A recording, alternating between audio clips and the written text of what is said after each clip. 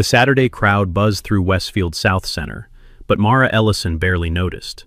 She was focused on keeping her son, little Leo, from wandering too far as he studied a display of children's books. The mall smelled of Starbucks espresso and new sneakers, ordinary things, comforting things. Nothing hinted that her entire past was about to slam into her life with the force of a car crash. Leo tugged her sleeve. "Mom, can we get the one with the planets?" Mara smiled. "If you promise to actually read it this time." She didn't see him at first, but he saw her. Nathan Cole, perfect suit, perfect hair, the same cold confidence he'd had at 25, froze mid-stride. His fiancée chattered beside him about dinner reservations, completely unaware that Nathan's world had just cracked open. Because Leo stepped into the light, and the boy looked exactly like a 6-year-old version of Nathan. Same hazel eyes, same sharp little chin, same way of tilting his head when curious. Nathan stopped breathing. "Mara?" His voice was barely a whisper, disbelief choking each syllable. Mara stiffened. Slowly, unwillingly, she turned. The moment her eyes met his, the color drained from her face. Her heart thudded painfully, memories slicing through her. A cheap apartment. His cold voice saying, "If you keep that baby, we're done." Her shaking hands, his signature forcing her into silence. 7 years. 7 years she spent rebuilding herself from the ashes he left. Nathan took a step closer, eyes locked on Leo. Who is he?" Mara moved protectively, placing herself between them. But Leo peeked around her hip, innocent and curious. "Mom," he whispered, "why is that man looking at me like he knows me?" Mara's throat closed. Nathan's fiancée finally noticed. "Nathan? What's wrong?" "Who is that woman?" He didn't answer. He couldn't. He was staring at the impossible. His past, his lie, his son, and the truth he had buried was now standing right in front of him, wrapped in a small boy's face that matched his own. Nathan's breath came uneven, the polished confidence he always wore slipping like a cracked mask. People moved around them, shoppers, teenagers, families, but to him, the mall had fallen silent. Only Mara, and the little boy half hidden behind her, existed in that moment. "Mara," he said again, stronger this time, "tell me who that child is." Her jaw tightened. "That's none of your business." But Leo, curious and unafraid, peeked up at Nathan with those same hazel eyes Nathan saw in the mirror every morning. The resemblance was undeniable, almost mocking. Nathan swallowed hard. "He's mine, isn't he?" Mara didn't blink. "You lost the right to ask that the day you told me a baby would ruin your future." The words hit him like a punch. His fiancée, Charlotte, finally sensed something was terribly wrong. "Nathan, why are you talking to her like that? Who is she?" Nathan didn't answer. His mind was spinning backward through time. Cheap blinds in a college apartment, Mara crying, him pacing, shouting about internships and image, and not being ready. He'd believed back then that cutting her out of his life was the safest choice. "Why didn't you tell me?" he whispered. Mara laughed softly, painfully. "You made it very clear I had nothing to tell." Leo tugged her sleeve. "Mom, do you know this man?" Mara knelt, pulling him close. "Sweetheart, let's go." But Nathan stepped forward, voice trembling. "Wait, Mara, please." Hearing him plead was surreal. Mara straightened slowly, holding Leo's hand like a shield. "No, Nathan, you don't get to say please now." Charlotte stared between them, realization spreading like poison. "Nathan, is that child yours?" Her voice cracked in a way that drew attention from nearby shoppers. Nathan reached out instinctively, not touching, only reaching, toward what could have been his family. "Mara, let me talk to him. Let me talk to you." Mara stepped back. "You don't talk to my son. You don't talk to me. You don't get any part of our lives." Leo blinked. "Mom, are we okay?" Mara forced a steady breath. "Yes, baby, we're okay." But Nathan's eyes darkened with something she recognized too well. Not love, not regret. Possession, fear, and a dangerous kind of desperation. The kind that meant he wasn't going to walk away quietly. Mara walked fast, clutching Leo's small hand like she was afraid he might slip away. Her pulse pounded in her ears, drowning out the mall's noise. She had promised herself that if she ever saw Nathan again, she would be stronger, colder, untouchable. But nothing prepares you to face the man who tried to erase your child. Behind them, Nathan's voice cut through the crowd. "Mara, stop!" She didn't, but Leo glanced back innocently. "Mom, he looks sad." Sad. If only Leo knew. When they reached the escalator, Mara finally exhaled. But before she could step on, Nathan appeared at the bottom, breathless, blocking their escape. Charlotte trailed behind him, her face pale and tight. "Mara, please," Nathan said, voice cracking. "I need answers." "You already have them," she replied. "You just don't like them." Nathan's eyes flicked to Leo again. The child tilted his head, Nathan's exact gesture, and something inside him snapped. "You should have told me," he whispered. "I had a right to know." Mara's laugh was sharp. "A right? Nathan, you told me a baby would ruin your life. You made me sign that paper. You walked away first." Charlotte's lips parted. "Paper? What paper?" Mara felt the old nausea rising. The memory was sharp, the cramped apartment, Nathan placing a pen in her shaking hand, his voice cold and rehearsed. "Just sign it, Mara. Don't make this harder." Nathan stiffened. "That was years ago. I was young. I panicked. And I was alone," she snapped. "That panic you felt for one night. I lived with it for 7 years." Shoppers slowed, sensing the tension. Nathan stepped closer. "We can figure this out. I want to be involved." Leo tugged her hand again. "Mom, who is he really?" Before Mara could answer, a new voice entered the scene. Steady, deep, calm. "Mara? Everything okay?" Dr. Harris Wynn approached, holding a Barnes & Noble bag, his presence grounding like a quiet storm. He looked at Leo, then at Nathan. Nathan bristled. "Who are you?" Harris raised an eyebrow.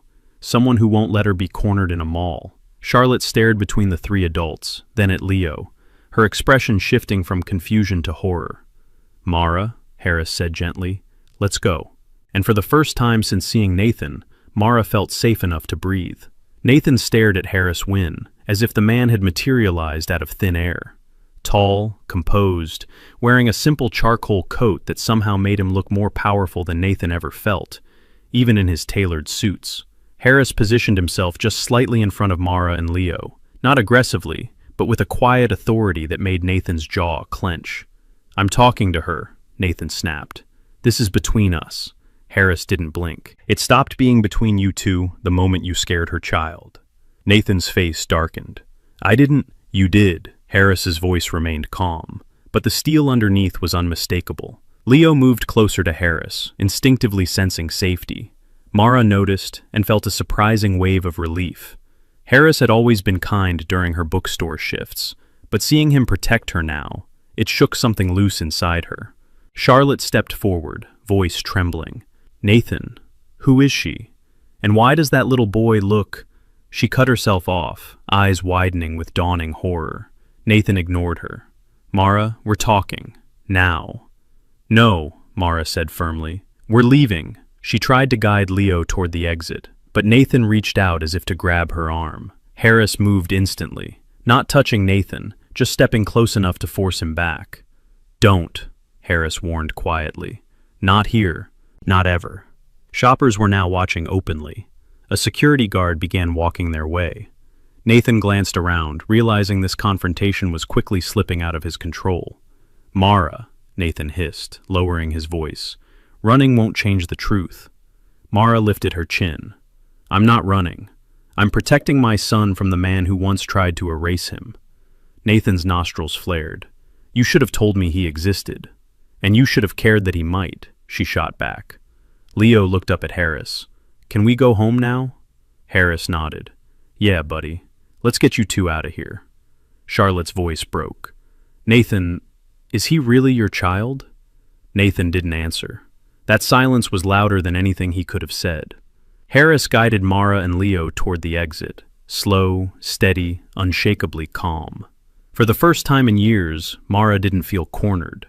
She felt defended. And as Nathan watched them walk away, something toxic flickered in his eyes. A promise, a warning. He wasn't done. Nathan Cole had always been the kind of man who walked into a boardroom and owned the oxygen. But as he rode the escalator down with Charlotte trailing behind him, he felt something he hadn't felt in years, panic clawing up his throat. His reflection in the glass rail looked unfamiliar. shaken, pale, cornered. Charlotte finally spoke, voice trembling from holding back tears. "Nathan, answer me. Was that child yours?" He didn't respond. His silence stretched too long, too heavy. Charlotte's breath hitched. Oh my God. Nathan rubbed his jaw hard. "It was a long time ago. I didn't know she kept—" "Don't finish that sentence," she snapped. "You sound guilty." Guilty didn't begin to cover it. He had built a life on control. Carefully crafted image, rising corporate power, the upcoming engagement party at the Ritz-Carlton, and the promise of his future father-in-law handing him the CEO track. Scandal wasn't an inconvenience. It was a career death sentence. And a secret son? That was nuclear. Charlotte folded her arms. "Why didn't you tell me you had a past with her?" Nathan exhaled sharply. "It wasn't serious. I was young. She got pregnant and—" "And you what?" Charlotte demanded. "You pressured her into ending it?" Nathan didn't answer fast enough. Charlotte gasped, stumbling to a stop. "Nathan, tell me you didn't." He finally met her eyes. "I panicked. I made mistakes." "Mistakes?" she repeated, voice breaking. "Nathan, that little boy looks exactly like you." Nathan looked away. Every part of him was screaming to regain control, fix the narrative, salvage his future. "I need to talk to her. We need clarity." Charlotte's expression hardened. "No, what you need is to pray this never reaches my father." Nathan's stomach dropped. Her father, chairman of the entire Coalbridge retail group, had zero tolerance for scandal. He had threatened to cut executives loose for far less. Nathan whispered, "Charlotte, don't tell him, please." She stepped back from him as if he were contagious.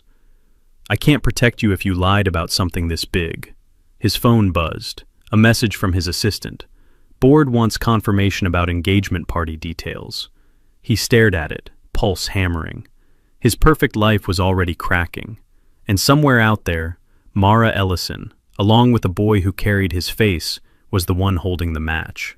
The sun was dipping low by the time Mara and Leo reached their small apartment in South Seattle. The hallway lights flickered as always, humming with that faint electrical buzz that reminded her she didn't live in a place where people felt safe enough to complain. She unlocked the door, ushering Leo inside gently. "Mom, did that man hurt you before?" he asked quietly. Her heart squeezed. "No, baby, he just wasn't good to us."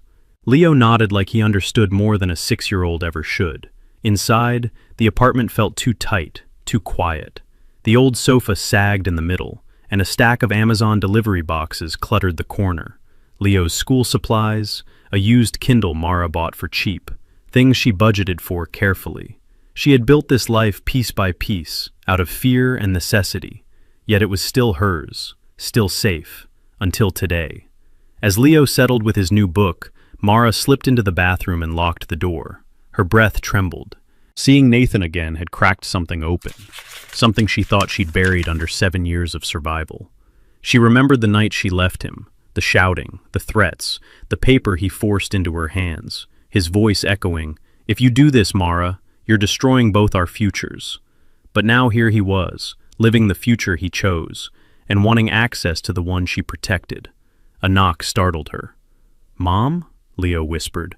"Can you read with me?" She wiped her tears fast. "Of course, sweetheart." When she stepped out, Leo was curled on the couch, book open, blanket over his legs. She joined him, letting his warmth steady her heartbeat. But halfway through the story, her phone buzzed. Unknown number. She froze. Another buzz. Then a text. "We need to talk. Nathan." Her stomach turned to ice. A second message arrived immediately. "If you avoid me, I'll involve lawyers." Mara gripped the phone so hard her knuckles whitened. She knew Nathan, knew how far he'd go when cornered. He wasn't reaching out as a father. He was reaching out as a man terrified of losing his reputation. Leo leaned against her. "Mom, are we okay?" She kissed the top of his head. "We will be."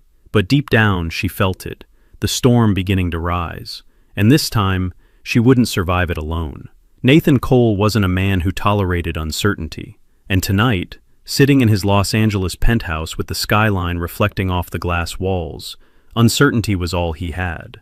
He loosened his tie, pacing in front of the floor-to-ceiling windows. Every time he blinked, he saw Leo's face. His face. A mirror he never asked for. A truth he spent 7 years burying.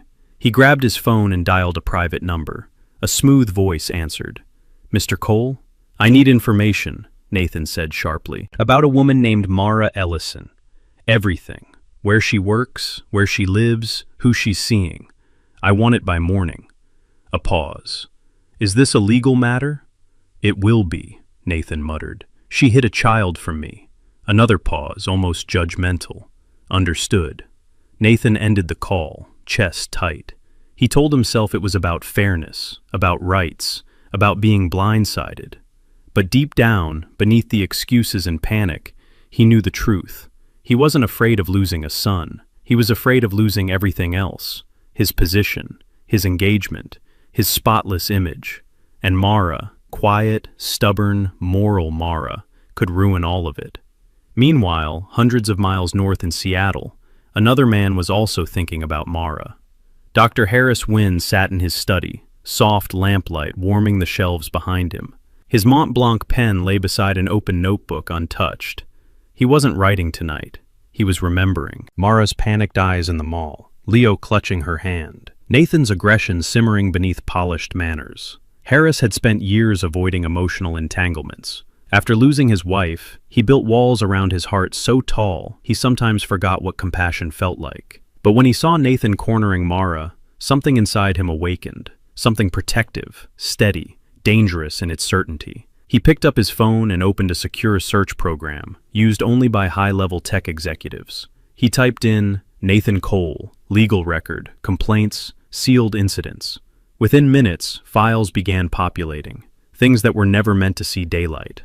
Harris's jaw tightened. "So that's who you are." He leaned back, thinking of Mara's trembling voice, Leo's innocent confusion. Nathan wasn't just a threat from her past. He was a storm coming straight for her future. And Harris, for the first time in years, felt something like purpose. He wasn't going to let that storm touch her. Not again. Not ever. The next morning, Seattle was washed in soft gray light, the kind that made the whole city feel slowed and thoughtful. Mara arrived at Barnes & Noble early, hoping the quiet aisles would steady her nerves. She arranged new releases, straightened shelves, anything to keep her hands from shaking. But every time she looked at the door, her stomach tightened. She half expected Nathan to walk through it. Instead, Harris Wynn showed up.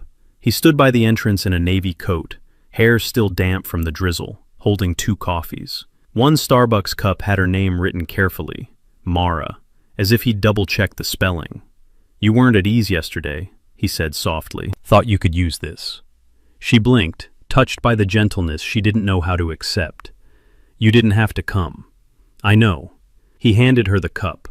"I wanted to." For a moment, she let herself breathe. But the moment didn't last. Her phone buzzed. A text. From an unknown Seattle number this time. "I found your address. We're talking tonight. NC." Her vision blurred. She lowered the phone slowly, realizing Harris was watching her. "What happened?" he asked. Mara tried to smile but failed. "He's not going away." Harris motioned toward a reading nook far from customers, his voice steady. "Sit. Tell me." She hesitated, then sat. For the first time in years, she spoke the truth without minimizing it. The pregnancy, the pressure, the night she fled, the hospital bills, raising Leo alone, and now Nathan's threats. Harris listened without interrupting once. When she finished, her chest felt hollow but lighter. He leaned forward. "Mara, you're not facing this alone anymore." She shook her head quickly. "Harris, I can't drag you into—" "You didn't drag me." His voice was firm. "I stepped in." Her throat tightened at the certainty in his tone. "Let me help you," he continued. "I have resources Nathan can't touch, and I've already looked into him." A pause. "He's worse than you think." Fear rippled through her. "How bad?" Harris didn't answer immediately. Instead, he said, "Bad enough that he won't be the one deciding how this ends." Mara stared at him. For 7 years she had fought alone. Now, for the first time, someone was standing between her and the storm was coming fast. Nathan Cole didn't wait until nightfall. He arrived in Seattle before noon. He stood across the street from Mara's apartment building, hands in his pockets, breath sharp in the cold air, studying the worn brick exterior as if it offended him. This wasn't the life he expected her to build, not for herself. and definitely not for his son. But now that he knew Leo existed, something ugly and territorial had awakened inside him. He dialed his investigator. "Did you confirm everything?" "Yes," the man replied. "Ellison lives alone with the child. No father listed on the birth certificate. No partner. Financially stable, but barely. She works 2 jobs. Nathan's jaw flexed. "Good. And the boy? Any medical issues? School records?" "All clean. Bright kid. Teachers say he's gifted." Nathan felt a flash of pride. Quick, unwanted, irritating. "Send me everything. And keep watching." He hung up, eyes drifting back to the apartment window, where a silhouette moved behind the curtains. He told himself he was doing the right thing. He told himself this was about rights, fairness, responsibilities. But deep down, he knew the truth. He wasn't going after Leo. He was going after control. And Mara had taken that from him once before. Meanwhile, Mara was pacing her living room, clutching her phone. Harris stood nearby, leaning against the kitchen counter, reading an email on his MacBook Pro. His calmness grounded her, but her hands still trembled. "He's here," she whispered. "I can feel it." Harris didn't question it. He walked to the window, pulled the curtain back by an inch, and there he was, Nathan, watching the building, like a hunter studying prey. Harris's expression didn't change, but something cold slid behind his eyes. "Pack a small bag for Leo. You're not staying here tonight." Mara swallowed hard. "Harris?" No arguments. His voice was steady steel. He crossed a line. Leo emerged from his room holding his stuffed astronaut. "Are we going somewhere, Mom?" "Yes, sweetheart," she said softly, forcing a smile. "Just a little trip." As she zipped Leo's backpack, Harris made a call. Low voice, controlled tone, arranging private security. Then he turned to her. "I won't let him near you," he said. "Not tonight. Not ever without a fight." Outside, Nathan continued to watch. Inside, Mara realized she was done running. The battle had officially begun. The safe house Harris arranged wasn't extravagant, but it was quiet, tucked behind tall cedar trees on the outskirts of Seattle. Leo fell asleep almost immediately on the guest bed, his small hands still clutching the stuffed astronaut. Mara stood in the doorway watching him, her heart aching with a mix of love and fear. When she stepped into the living room, Harris was waiting. A fire crackled softly in the stone fireplace, its glow warming the room. He motioned for her to sit. "You're safe here," he said gently. "Both of you." But Mara shook her head. "Safe for now, not safe from him." Harris closed his laptop, turning fully toward her. "Then tell me everything. No holding back this time." She hesitated. 7 years of silence didn't break easily. But tonight, with Nathan prowling the city and the past clawing its way back, she realized she couldn't carry the weight alone anymore. So she told him. Not in fragments, not in half-truths. Everything. The pregnancy test shaking in her hands, Nathan's fury, the nights she cried until her ribs hurt, the paper he shoved toward her, the paper demanding she resolve the problem. His exact words, "If you love me, you'll do this." Her escape, the hospital bills, the loneliness, the terror of raising a child without a single person to lean on. By the time she finished, tears streaked silently down her face. She wasn't sobbing, just letting the pain spill out in a way she hadn't allowed in years. Harris didn't interrupt. He didn't rush to comfort her either. He simply listened, really listened, with a steady calm that felt like shelter. When she finally wiped her cheeks, he spoke. "Mara, what he did wasn't a mistake. It was abuse, and he's still trying to control you." She swallowed hard. "He'll drag me into court. He'll twist the story. He'll use his money and his lawyers. Harris, Nathan can destroy people." Harris leaned closer, eyes unwavering. "So can I." She blinked. "I'm not threatening him," Harris clarified quietly, "but I won't let him weaponize fear against you. Not again." For the first time that night, Mara's breath didn't tremble, because she believed him. And somewhere in the city, Nathan Cole was making plans of his own, plans that would push all 3 of them past the point of no return. Nathan Cole sat in his Los Angeles office the next morning, staring at the city from the 32nd floor. Usually the skyline steadied him, reminded him of his power, his progress, his control. Today, it only reminded him how high he could fall. He had barely slept. His mind kept replaying Leo's face, My son. The words refused to settle comfortably. They crawled under his skin, shifting between guilt and something darker. His office door opened. Charlotte stepped in without knocking. Her expression was carved from ice. "We need to talk," she said. Nathan braced himself. "Charlotte, I can explain." "Explain?" She tossed a printed photo on his desk, the mall security footage, him standing inches from Mara, Leo beside her. The resemblance was undeniable. "My father saw this," she said. "He wants answers." Nathan's blood ran cold. "You showed him?" "He's the chairman of Coalbridge. Your entire career depends on him." "Of course I showed him." Nathan stood abruptly. "This is being blown out of proportion." Her laugh was sharp, humorless. "A secret child is not out of proportion. And then I found this." She threw another paper, an email screenshot. Nathan's words from years ago. "Sign it, take care of it, don't make this worse." Nathan's face drained. "Where did you get that?" Charlotte folded her arms. "Should I be asking how many women you've threatened? Or is Mara the only one who kept the evidence?" Nathan's pulse hammered. I panicked. It was one mistake. Charlotte stepped back from him. "My father wants to know if the story goes public. He said, and I quote, 'If Nathan hit a child, he hides other things. We cannot trust him with the company.'" Nathan gripped the edge of his desk. Everything he had built, years of polishing his image, cultivating influence, earning the chairman's confidence, it was all slipping. He forced a breath. "Charlotte, I can fix this." "How?" she snapped. "By dragging Mara into court? By tearing that little boy's life apart? What kind of man are you?" Nathan's jaw clenched. "A man who won't let someone ruin everything he worked for." Charlotte stared at him with a mixture of pity and disgust. "He's a child, Nathan, not a scandal, not a threat." But to Nathan, they were the same thing. And as Charlotte walked out, slamming the door behind her, Nathan made a decision. If Mara wouldn't cooperate voluntarily, he would make her. By late afternoon, the rain in Seattle softened into a mist, turning the city into a watercolor of gray and muted gold. Harris drove carefully through the quiet streets, Mara in the passenger seat, Leo dozing in the back. The safe house had worked for the night, but he wanted them somewhere even more secure, somewhere Nathan would never think to look. They arrived at Harris's main home, a modern craftsman overlooking Lake Union.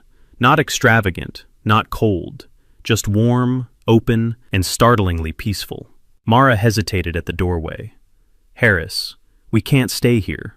"You can," he said simply, "and you will, until this settles." Inside, Leo woke up and instantly brightened at the sight of the large windows and the shelves lined with model airplanes. "Whoa, Mom, look!"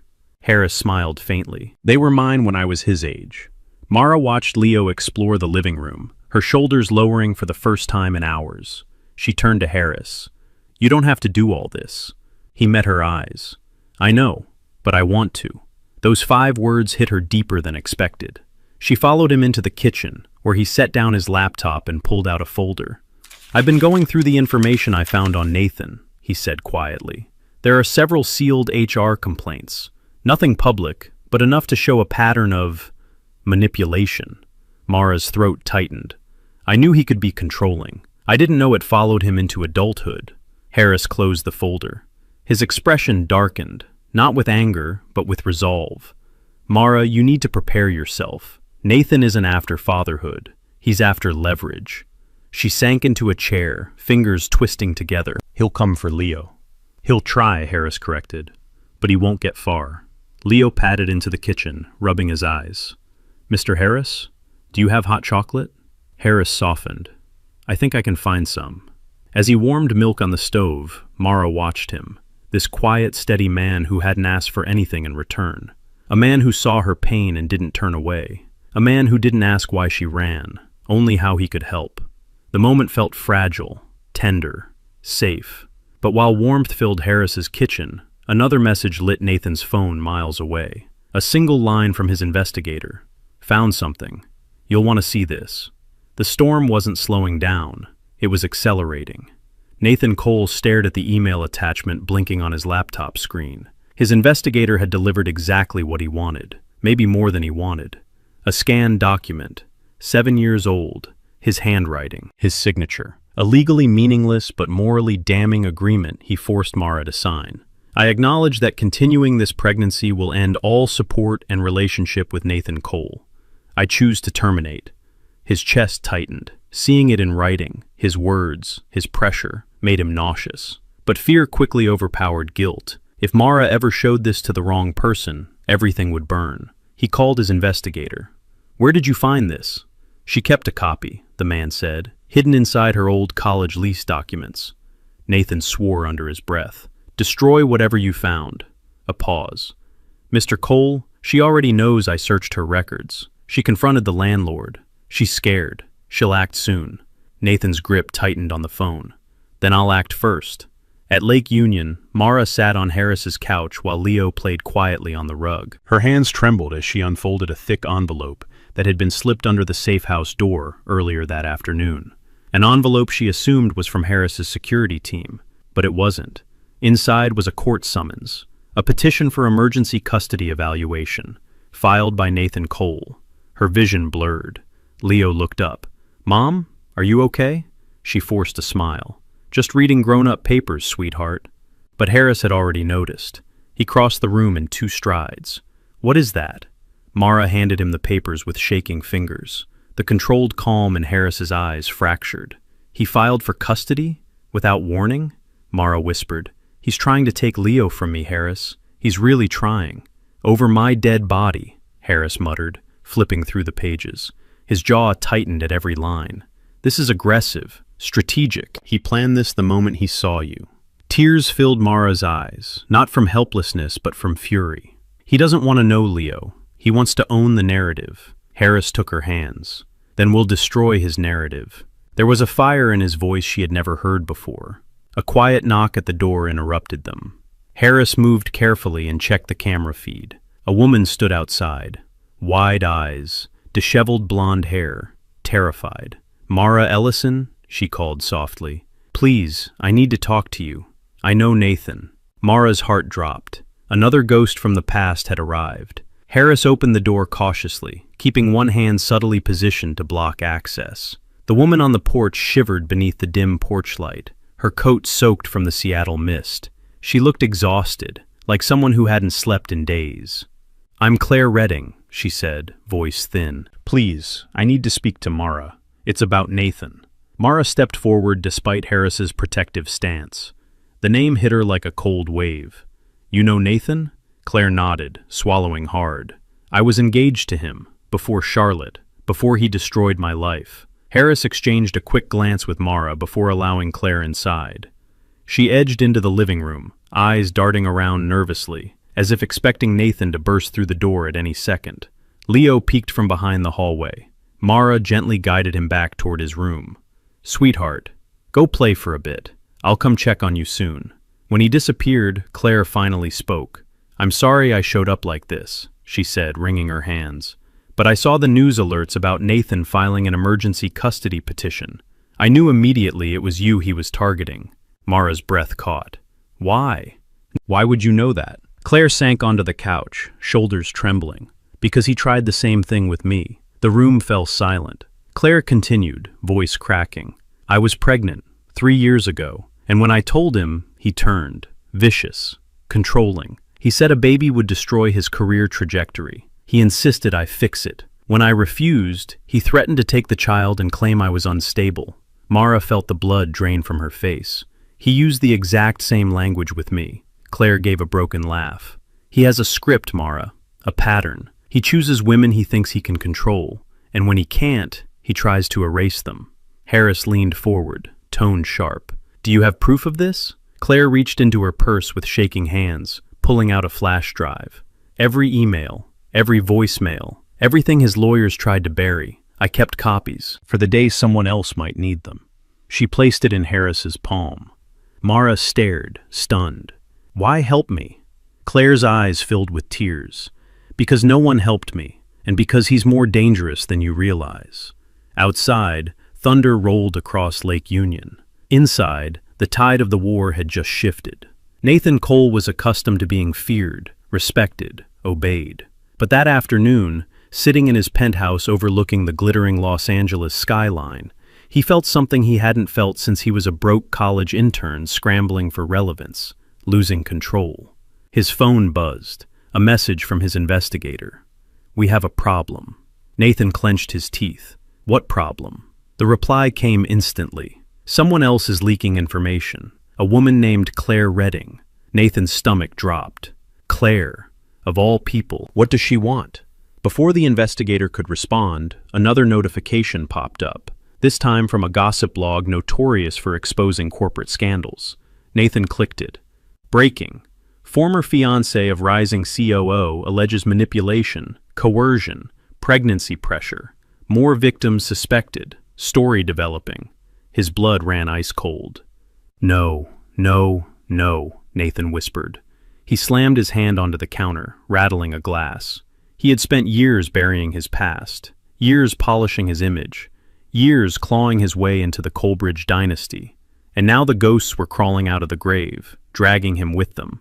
He dialed Claire immediately, straight to voicemail. He tried again, voicemail. Then a third time, voicemail. Nathan's fury ignited. "You think you can ruin me?" he hissed into the phone. "You don't get to do that. None of you do." He hurled the phone across the room. Back in Seattle, Harris inserted Claire's flash drive into his laptop. Mara sat beside him, heart pounding. Leo slept in the next room, blissfully unaware of the storm forming around his small world. A folder opened. Audio files, emails, screenshots, legal drafts, threats, apologies, more threats, all in Nathan's voice, all damning. Mara covered her mouth. "He did the same thing to her. He did worse," Harris said quietly, and he tried to erase the evidence. Claire sat stiffly on the couch. "I wanted to disappear after what he did. But your story, Mara, it's my story too, and I can't let him keep hurting people." Harris turned the laptop toward Mara. "This is enough to bury him, legally and publicly." Mara trembled, not from fear this time, but from a rising righteous fire. "Then let's bury him." At that moment, Leo wandered sleepily into the room, rubbing his eyes. "Mom? Mr. Harris? Why are you still awake?" Mara scooped him gently into her lap. "We're just fixing something that's been broken for a long time." And for the first time in years, she wasn't the one who felt broken. Nathan was. Nathan Cole stormed into the Coleridge headquarters the next morning, sunglasses on, jaw tight, moving fast enough that assistants pressed themselves against the walls. His name used to echo through these halls with admiration. Today, whispers followed him like shadows. He entered the executive boardroom and found Chairman Richard Coleridge, his almost father-in-law, waiting with two legal advisors. The air was frigid. "Sit," Richard said.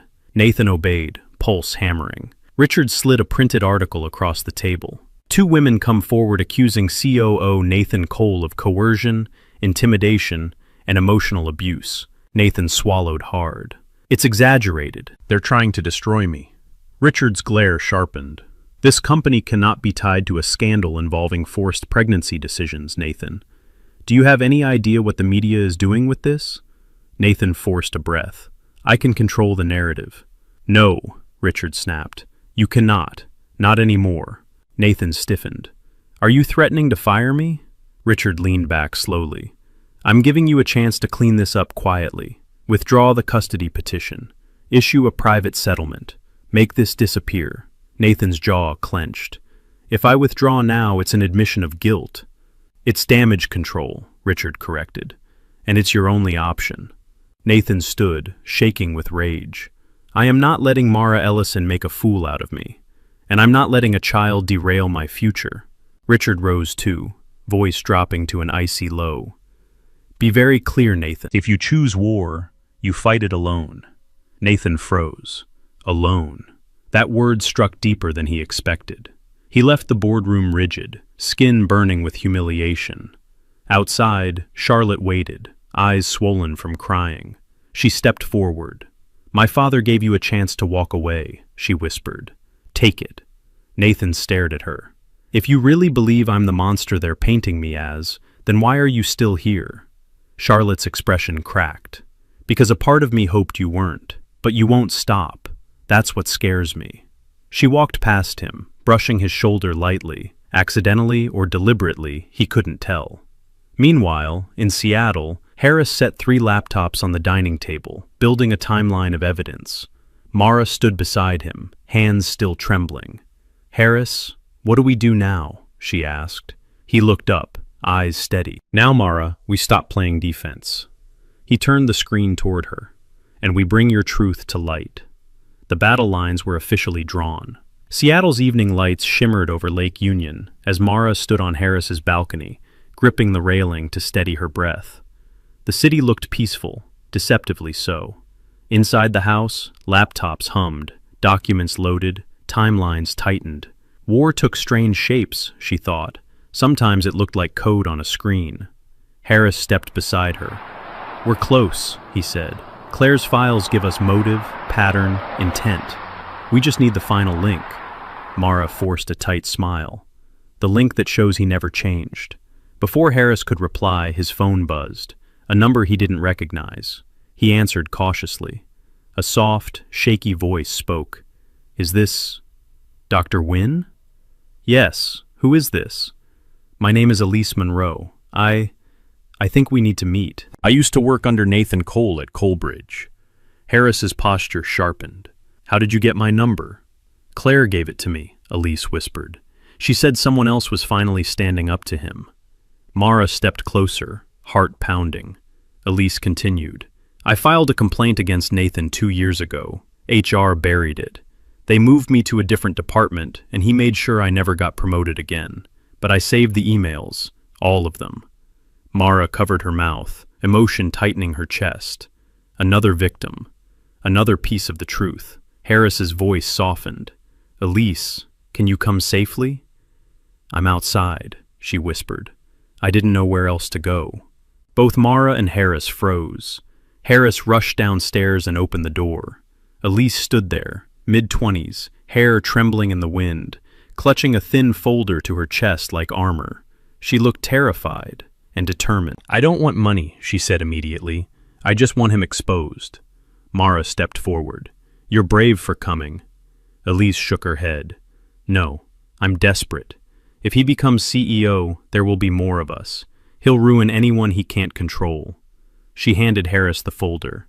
Inside were dozens of emails, each more incriminating than the last. Manipulation, threats, retaliation, and one line made Harris go still. "I've done it before. I can make this disappear too. NC." Mara felt the air leave her lungs. That's him admitting it," she whispered. "Everything he did to Claire, to Elise, to me." Harris met her eyes. "And now," he said quietly, "we take this to someone who can't be bought." For the first time, Mara felt the shift. Not fear, not survival, power. Harris drove with a focus so sharp it felt surgical, the city lights of downtown Seattle streaking across the windshield like frantic brushstrokes. In the passenger seat, Mara clutched Elise's folder as if it contained the beating heart of the case, because it did. Claire sat in the back, hands twisting nervously while Leo slept, head resting on her shoulder. They were headed to the one place Nathan could not reach, a private meeting with investigative attorney Dana Whitmore, known for tearing apart corporate giants with nothing but truth and a legal pad. When they arrived, Dana was already waiting in her glass-walled office, overlooking Elliott Bay. She rose, expression sharp and assessing. "Dr. Wynn told me this was urgent. Show me what you have." Mara handed her the folder with trembling hands.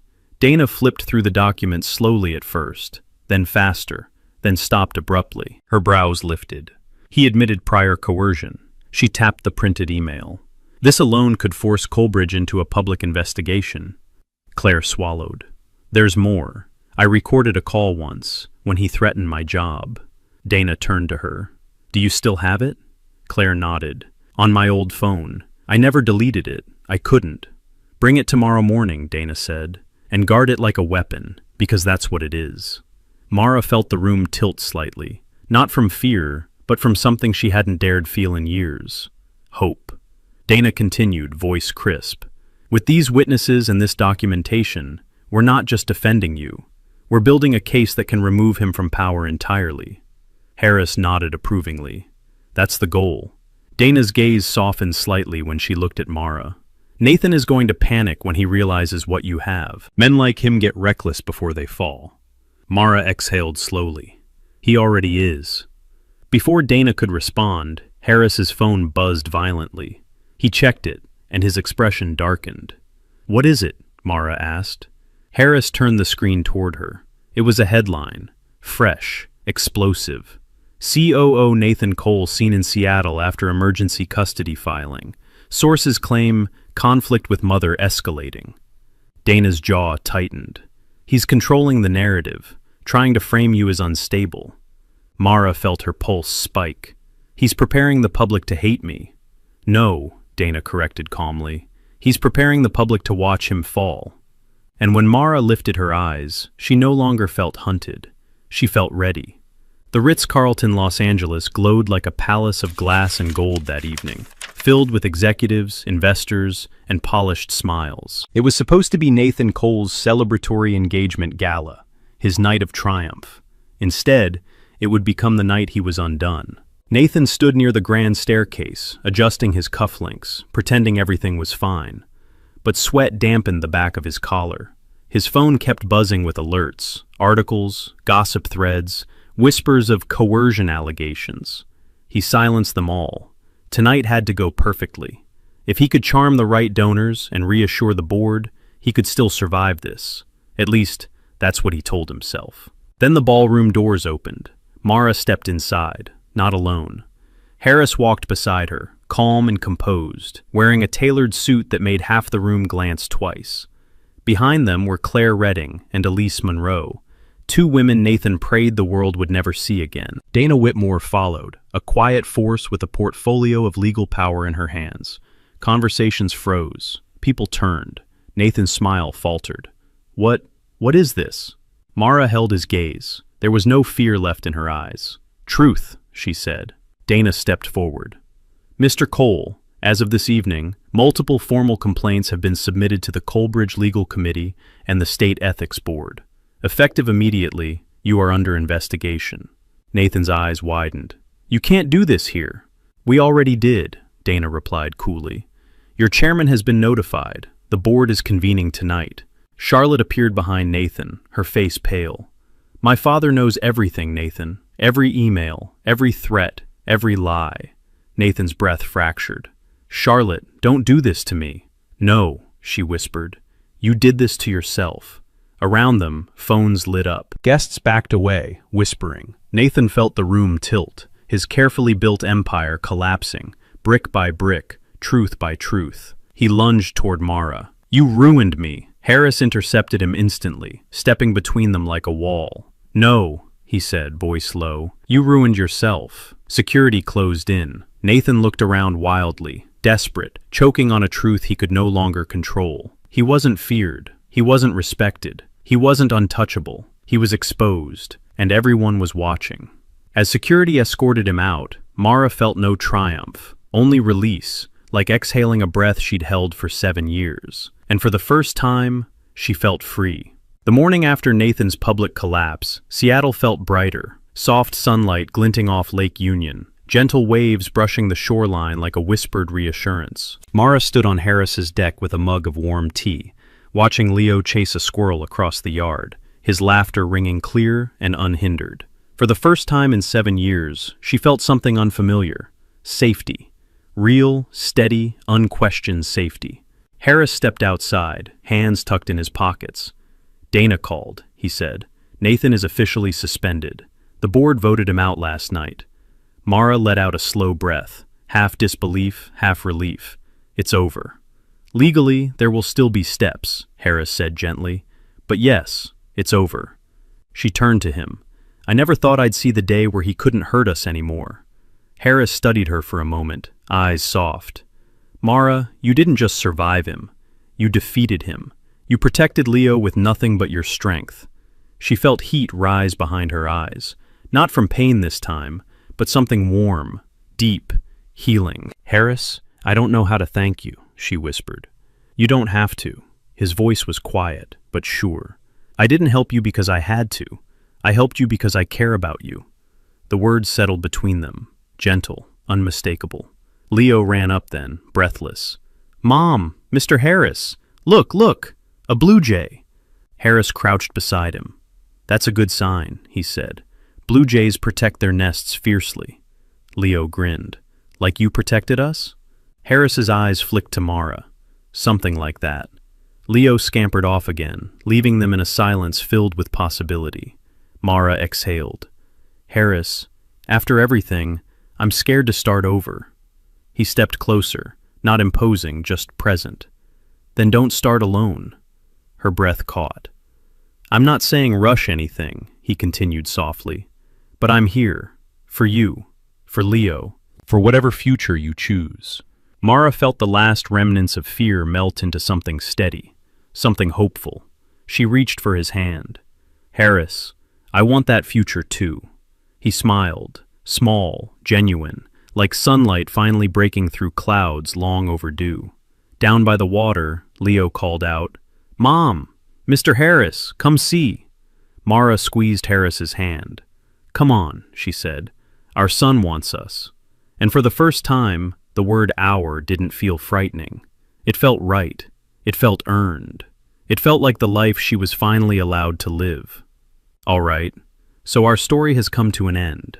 And if you're still here with us, still listening at this moment, then something in this journey must have touched your heart in a quiet, personal way. Maybe it reminded you of your own strength, or of a pain you once carried alone.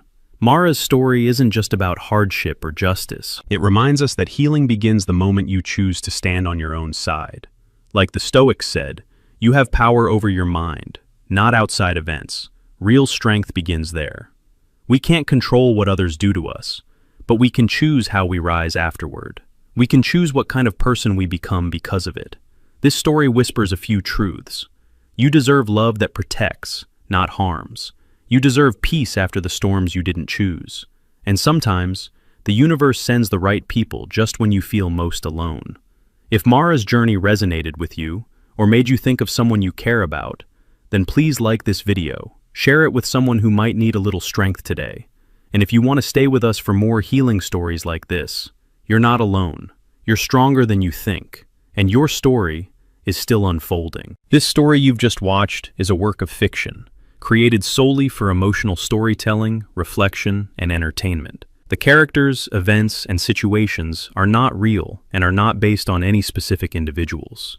Our intention is never to mislead, misinform, or present false information as factual. Instead, we aim to explore meaningful themes like healing, courage, and personal growth through dramatic narrative. Any resemblance to real people or real situations is purely coincidental. We encourage viewers to enjoy the story for what it is, a creative piece designed to inspire empathy and understanding. Please remember that real-life conflicts should always be handled with care, communication, and professional guidance when needed. Thank you for supporting this channel and for appreciating storytelling in its most responsible form.